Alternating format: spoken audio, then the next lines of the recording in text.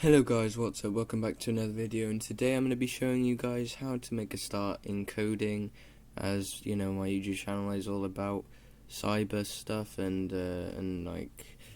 coding and anything you guys need help with. But this is going to be how to start your coding life. If you're kind of getting interested into it, this is the stuff you'll be doing to be getting better, and obviously you'll take it to school.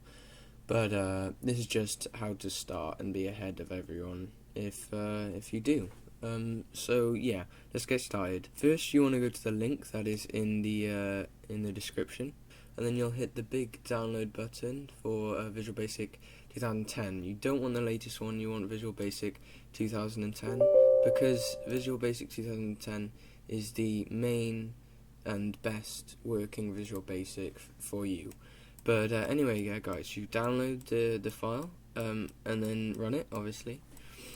And this will be the setup. It'll take a few minutes or like not too long.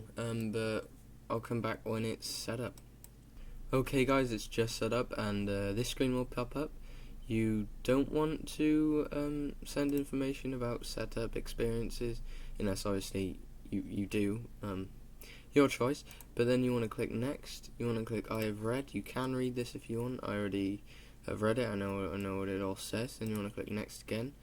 Then it asks you to select anything you want, and it asks you to SQL Server 2008.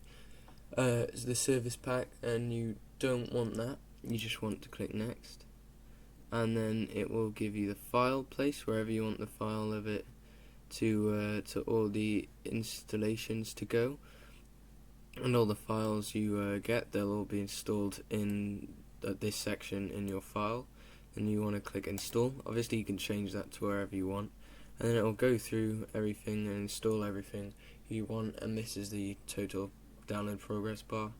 Obviously it's not that big, only 150 megabytes, but the only reason we do 2010 is because it's simply the better version, I believe. I think the latest ones, I don't know what they're like, because I just use Visual Basic 2010. It helps you out a lot.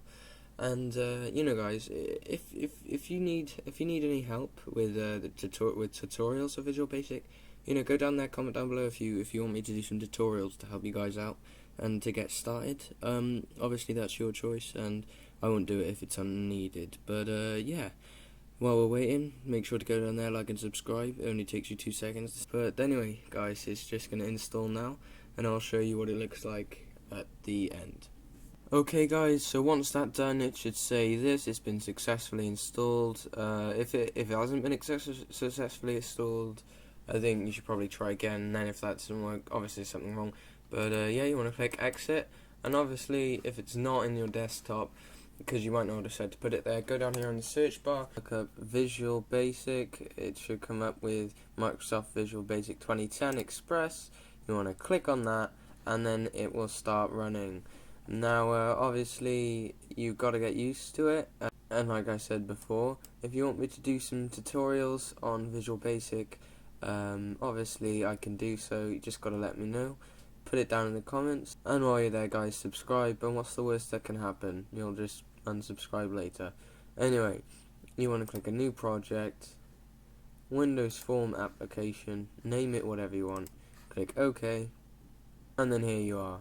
Obviously you want to drag the toolbox out, because the toolbox will help you do everything in Visual Basic.